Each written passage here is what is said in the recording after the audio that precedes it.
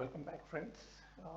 So in the last episode, we saw this IoT application which we're going to build, and let's get started. So we're now looking at the designer, the ZOAPIIO designer, or the web IDE as we call it. And the way we're going to build that IoT application is in 3 stages. The first stage, which this episode is about, is building the application structure.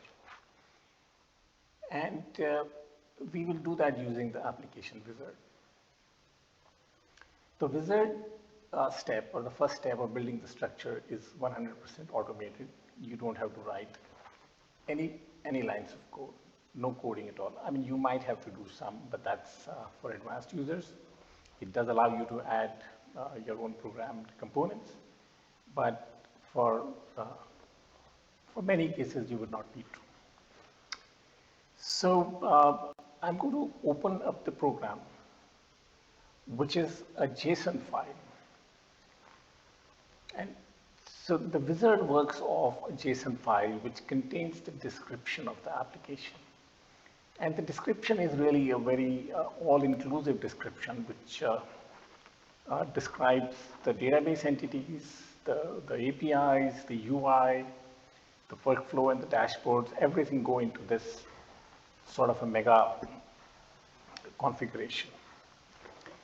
And we have here a visual editor, which is what we'll be using. And it's not the prettiest looking interface, but it's very functional, gets the job done. And let me start walking you through the various parts of the application. So the first part really is, after you've given the name and etc., is really the entities in the system.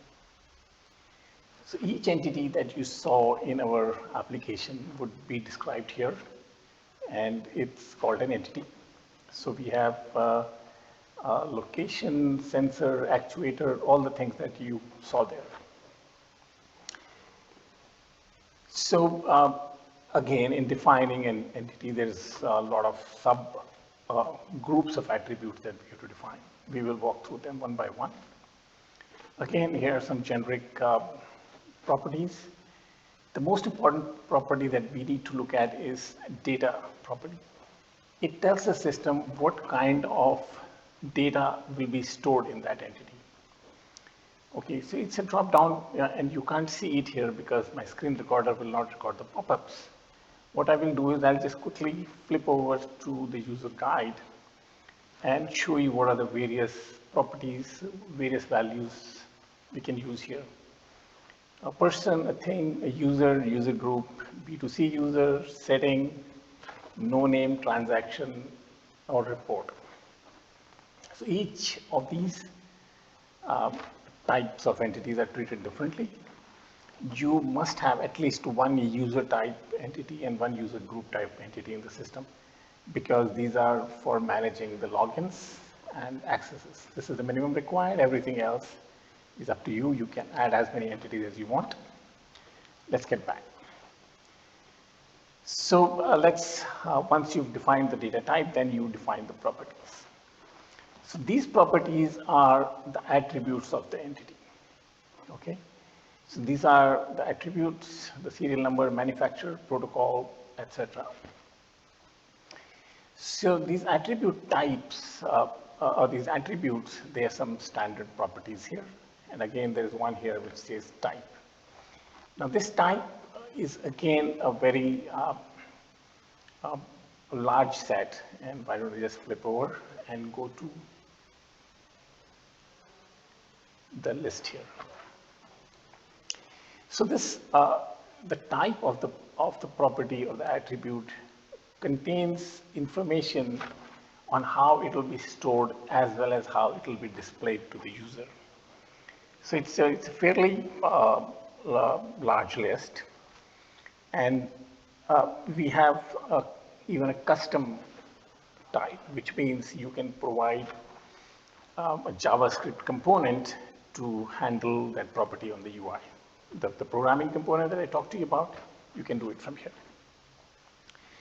So we have some complex properties also, like decimal range. It internally contains two values.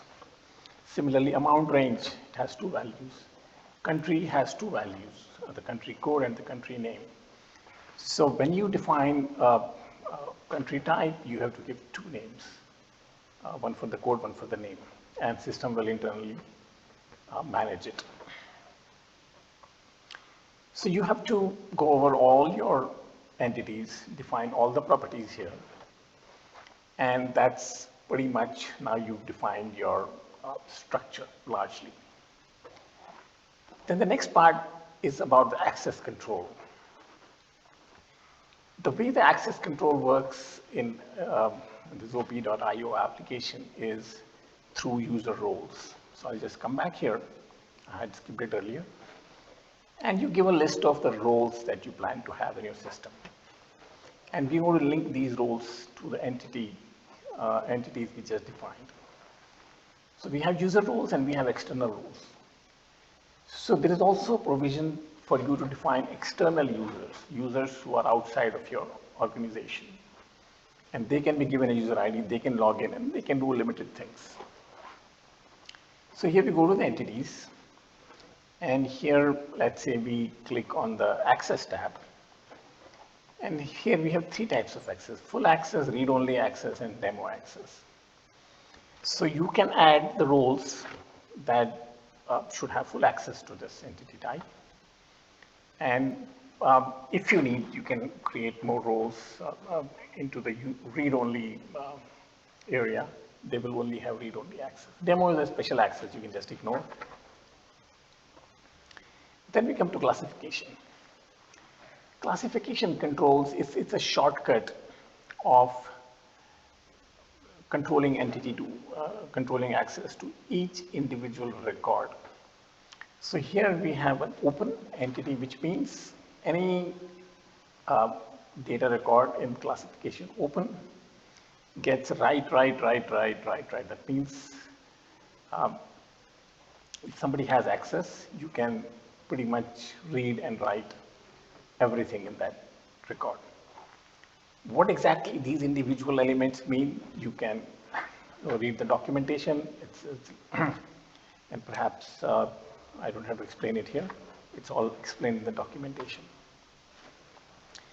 So now we have defined the entities, their properties, the access, and okay, before we leave this, maybe it's time we look at the workflow as well.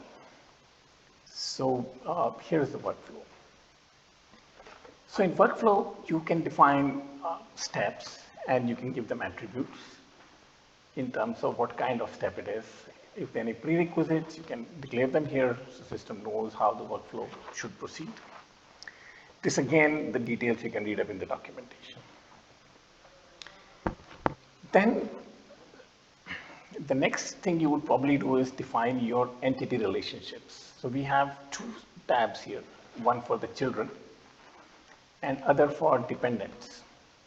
So children represents a one-to-many relationship. Like for the sensor, we have a service log, which means one sensor can have multiple service logs. It's one-to-many. Dependent relationship is something that you create between two entities, and this is a many-to-many relationship. So that means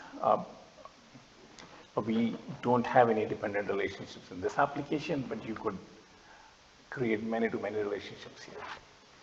And system would appropriately generate the user interface to handle and manage them. So now we have the entities, we have the relationships, we have access control. That's, I think, about what we require to give our application a structure. Okay. There are more things here like customization. For example, here we can provide some handlers. You can give external code. So every time an entity is saved in the database, there's various triggers. And you can provide logic to handle these events. But generally, our application doesn't require any of this, so it's all blank. And if you do want to do any of these trigger handlers, you can go to customization and you can define those customization here. So once you are done, you're satisfied, you entered everything, then you just say OK, and you get your updated JSON definition here. We didn't change anything, so it's exactly as what we had in the beginning. Once you have everything, you just say continue.